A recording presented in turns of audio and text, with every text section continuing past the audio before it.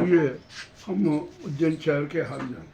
उज्जैन की सामाजिकता बड़े गंभीर रूप में प्रदर्शित है, इस पर ध्यान देना चाहिए। शहर में नशे का व्यापार चरम पर है, इसकी भी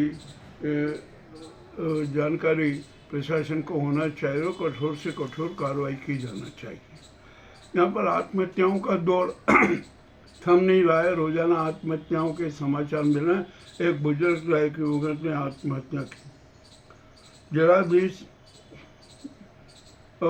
जिलाधीश निगम अध्यक्ष और विधायक ने चौड़ीकरण मार्ग का निरीक्षण किया और वहाँ पर स्पष्ट निर्देश दिए और साफ कहा कि जो गटरें हैं ना तो बनाए जाए, वो टेढ़ी मेढ़ी न बनाया जाए और सीधी स्ट्रेट बनाई जाए।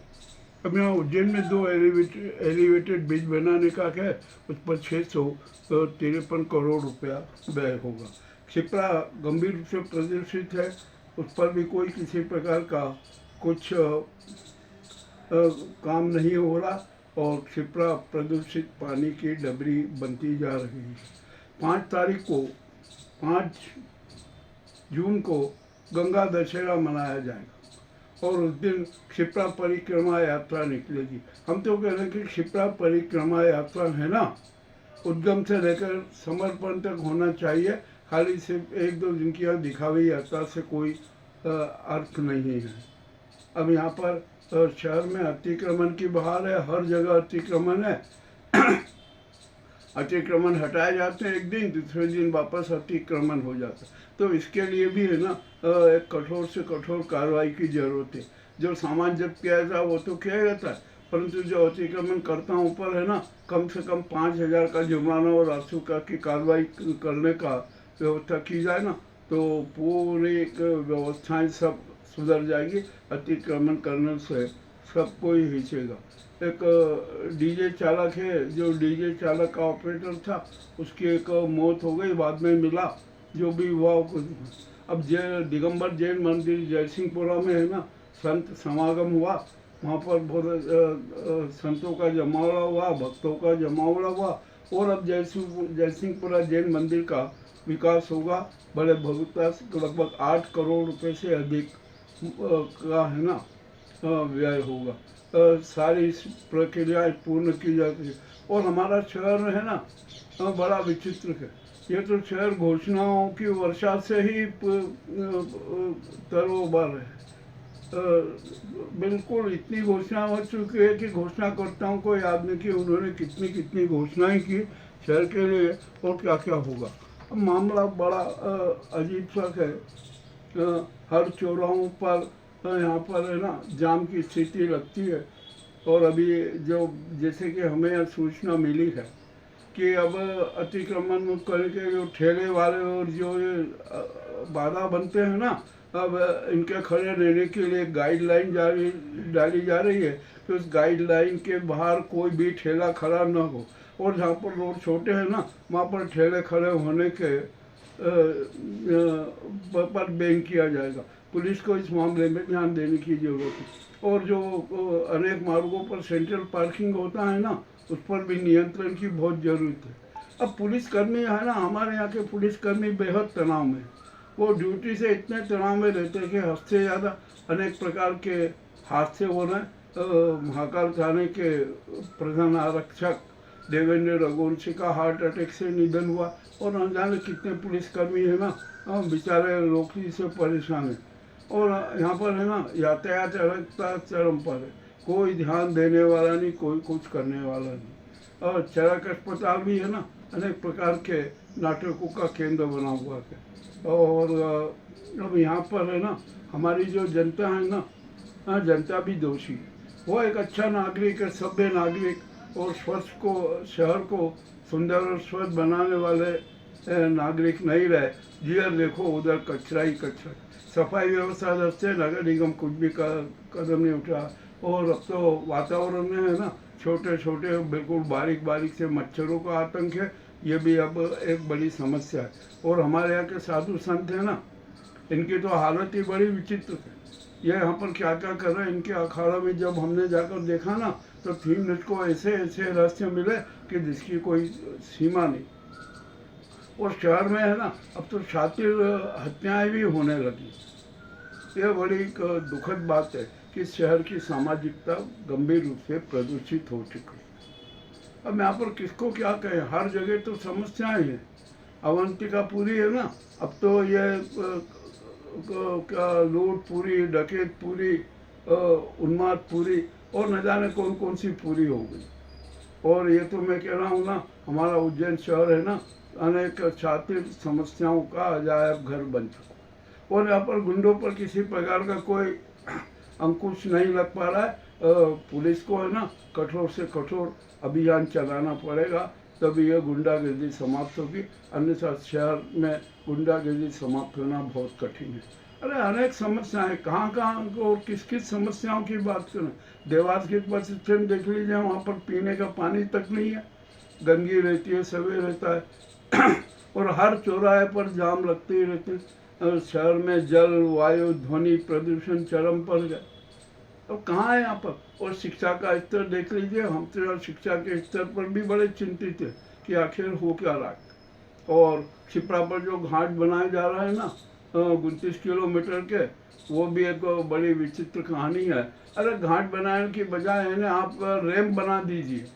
घाट जो बनेंगे ना उसके आगे 25 फीट का दोनों साइड पे रैंप होना चाहिए, जिस पर 5-6 फीट पानी रहे और वहाँ पर जनता स्नान कर सके। और जो रैंप बनेगा ना उसके आगे के अंतिम छोर पर बैरिकेड लगा दीजिए, ताकि कोई भी व्यक्ति आगे नहीं जाने। अभी अब पेयजल समस्या गंभीर है और लोग न जाने क्या क्या बयान दे रहे हैं कि नया बांध बनाओ, वो करो, ये करो। अरे भैया सब गलत है।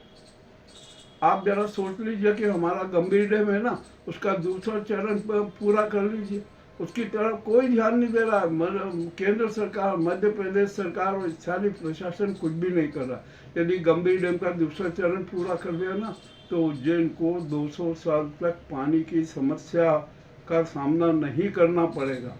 और अभी मार्ग चौड़ीकरण है ना, मार्ग बिल्कुल उन्मुखता से कीजिए। अरे 50 फीट का आप तो 60-70 फीट का चौड़ीकरण कर दीजिए, ताकि आगामी 100 साल तक, 200 साल तक शहर को अतिक्रमण के चपेट में ना आए और न ही किसी प्रकार की समस्या पैदा होगी।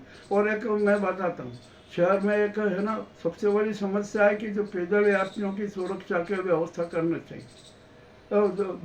हर मार्ग पर दोनों साइड में फुटपाथ होना जरूरी है, तो फुटपाथ व्यवस्था की जाए। और हम यातायात व्यवस्था के बारे में जाकर आप बताएं कि कितने चौराहों पर आपने जेब्रा क्रॉस बना रखे।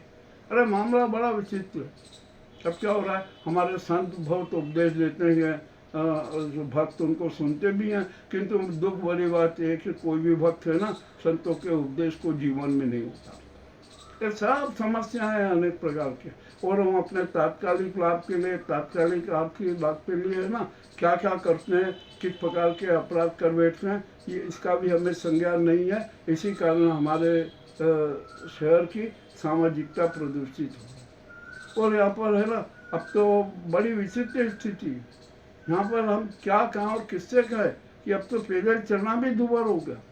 और यहाँ पर जब हम सड़क पर निकलते हैं ना तो इतनी गंदगी होती है और इतनी दुर्गंध आती है कि जिसकी कोई सीमा नहीं। तब आखिरकार ये शहर का होगा क्या।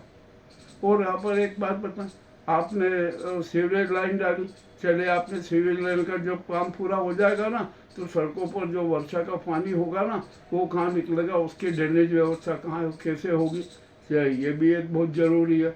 और अब यहाँ पर हमें बड़े गंभीरता से विचार करना पड़ेगा इस समस्या पर भी। और यहाँ पर सफाई व्यवस्था तो सुधरना बहुत मुश्किल है, कोई भी यहाँ पर ध्यान देना नहीं चाहता। और यहाँ पर तो है ना गुंडा गैंग तो इतनी एक्टिव है, शातिर गुंडे, फुअर गुंडे, भू माफिया गुंडे और अनेक प्रकार के गुंडे सक्रिय हैं। चाकूबाजी की घटनाएं होती है, अपहरण के होते हैं और न जाने कितने कितने अपराध होते हैं, तो शहर का आपराधिक रिकॉर्ड भी खराब होता जाए। अरे अनेक समस्याएं, हम यदि एक एक समस्याओं पर चर्चा करें ना तो हमें एक एक 2-2, 3-3 घंटे की वीडियो बनाना। ये मामला बड़ा रोचक है। अब 2028 को लेकर भी अनेक प्रकार के नाटक नौटंकियाँ की जा रही है, उसका भी हमें संज्ञान हो चुका है कि किस प्रकार शातिर घोटाले किए जाए सीएस मद में, इसकी भी योजनाएं बन रही। और यहाँ पर हमारे जो ये राजनेता है ना, इनका भी चरित्र बड़ा विचित्र नजर है। और यहाँ पर कांग्रेस है ना, कांग्रेस का तो क्या है, कुछ समझ में नहीं आता है कांग्रेस है कि भी नहीं, कुछ भी नहीं करती है यहाँ पर, बस खाली पुतला जला दिया वो हो गया, और वो भी एक सीमित क्षेत्र में। अरे ये करना है तो शहीद पार्क से लेकर गोपाल मंदिर तक, गुजरी चौराहे तक रैली निकालते, बाद में पुतला जलाते। क्या जो भी है ये राजनीतिक मामला, इसमें हम कुछ भी नहीं कह सकते। अब स्थिति बेहद गंभीर होती जा रही है शहर की। अब शहर के लिए अब आम जनता को ही मैदान में उतरना पड़ेगा, जनता को ही सुधरना पड़ेगा। और जो भी अतिक्रमण है ना, आप ठेले वाले हो, इनसे आप सब्जी मत खरीदिए। आप जो चौराहों की होटलें ने जो अतिक्रमण करते हैं, आप वहाँ भीड़ मत लगाइए। इंदौर में है ना, एक कचौरी बेचने वाला था राजवाड़े, वो हुआ, उसके कारण ट्रैफिक जाम होता था, प्रशासन ने 1 लाख रुपए का दंड किया। तो वैसे हमारे यहाँ पर भी शहर में है ना, जहाँ जाए होटल के ठेले वाले जिनसे अतिक्रमण करते हैं ना, अतिक्रमण तो करते ही हैं, उसके साथ साथ जो यातायात में बाधक बनते हैं ना, उन पर भी कठोर से कठोर कार्रवाई की जाए। ये उज्जैन के सारे हालात हमने आपके सामने प्रस्तुत किए। समस्या गंभीर है, समाधान भी करना ही होगा, और समाधान कोई नहीं करेगा, हमें और प्रशासन को मिलकर सहयोग करना पड़ेगा। अब तो जिलाधीश बहुत सक्रिय है, वे उज्जैन के हर क्षेत्र से वाकिफ हैं, वे अब कठोर से कठोर कदम उठाएंगे, ऐसा हमारा विश्वास है। आज के उज्जैन हाल के लिए आप को हमने जो प्रस्तुति दी कैसी लगी हमें अवश्य बताएं। बहुत बहुत धन्यवाद।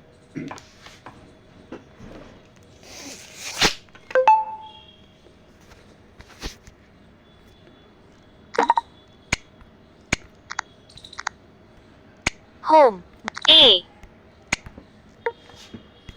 Home A